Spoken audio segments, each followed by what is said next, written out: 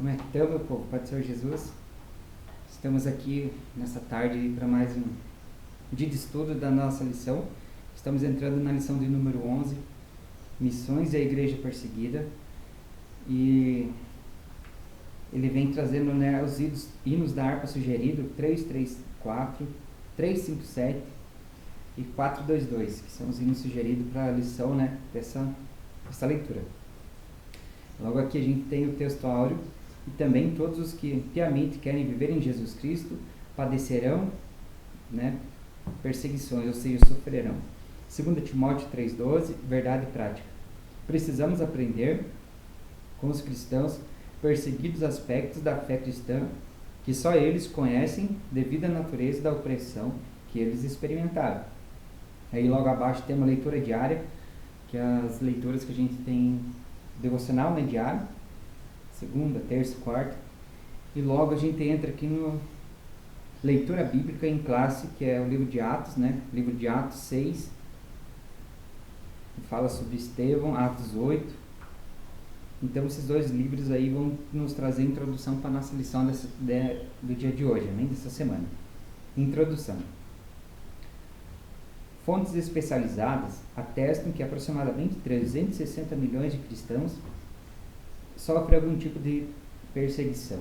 Em muitas delas, a obra missionária é realizada nesse contexto hostil. Por isso, a presente lição para um estudo bíblico em Atos dos Apóstolos para mostrar a perseguição religiosa que se repete em muitos países na atualidade, ou seja, ainda isso acontece desde aquela época.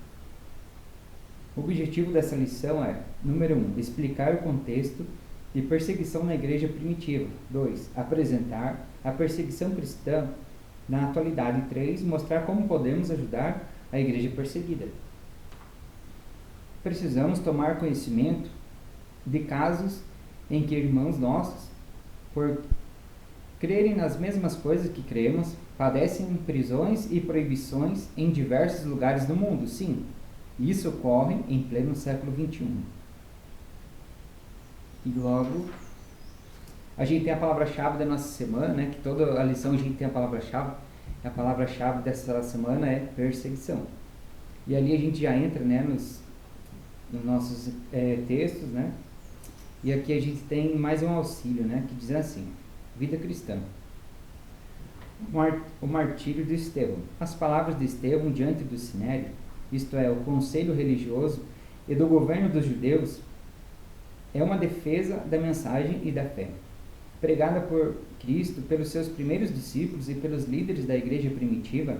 Estevão era um antepassado e um exemplo de todos os que defendiam a verdadeira fé bíblica, daquele que se opõe ao seu ensinamento, ou distorce, né?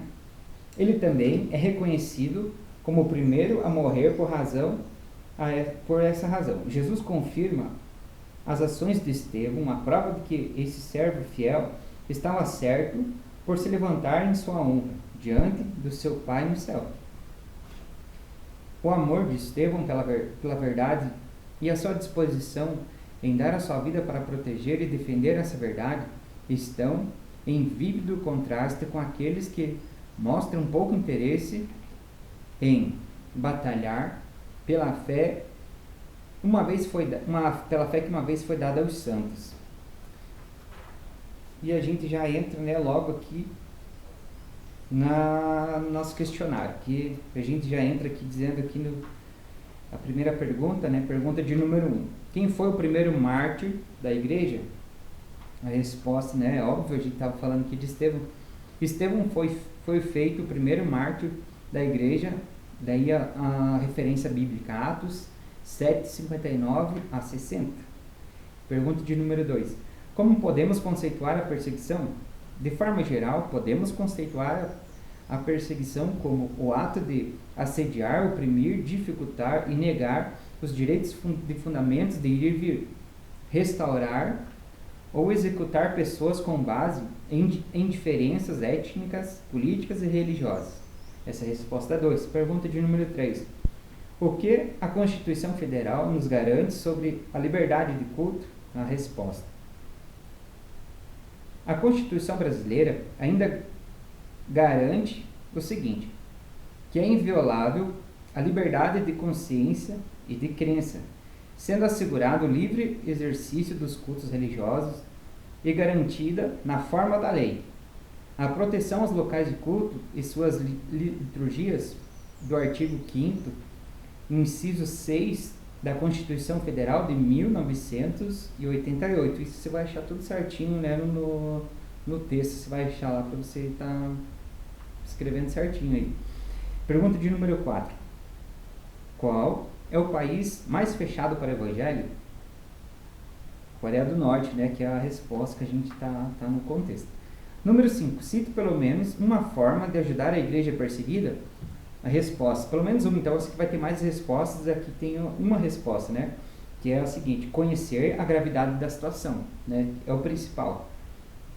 Pode ser ajudada financeiramente, intercedendo, mas principalmente, essa talvez seja a principal. Se você colocou outra resposta, vai estar certo também, mas essa aqui eu creio que é a principal, né? Você conhecer a gravidade da situação, ou seja, o que eles estão passando, qual é a etnia daquele país, daquela localidade, quais são as repressões. Então, principalmente, está bem informado, né? Conhecer a gravidade da situação. Essa é a resposta que se encaixa melhor. Mas se você tem outra resposta, também não deixe de estar certo. Orar, interceder, principalmente estar orando, né? Pedindo para Deus dar força para essas pessoas, enviar o financeiro, enviar essa estratégia. Amém, amados? Essa lição do dia de hoje, a gente já está quase acabando a nossa revistinha. A lição de número 12, que é a da semana que vem, temos o título de O Modelo de Missões da Igreja de Antioquia. Aí o hino sugerido é o 230, 272 e 378. Vamos lá de novo? 230, 272 e 378. E a palavra-chave da semana que vem é modelo. Amém? Então que Deus continue abençoando você, honrando você. Aprendemos que o país mais fechado, né, por evangelho é a Coreia do Norte, né, por ser um país realmente, né, fechado com seus usos e costumes, né, seu modo de pensar. Então tem muitos lugares ainda que o evangelho, até nos dias de hoje, apesar de estarmos evoluídos, ainda é oprimido, né? Então temos que ter essa convicção que temos muitos a fazer ainda. Amém, amado? Deus abençoe você. Até a próxima lição. Que Deus esteja ao teu lado, te dando sabedoria e entendimento. Não fique com dúvida. Qualquer coisa venha perguntar, que nós vamos estar aqui para te ajudar. Amém? Até a próxima. Glória.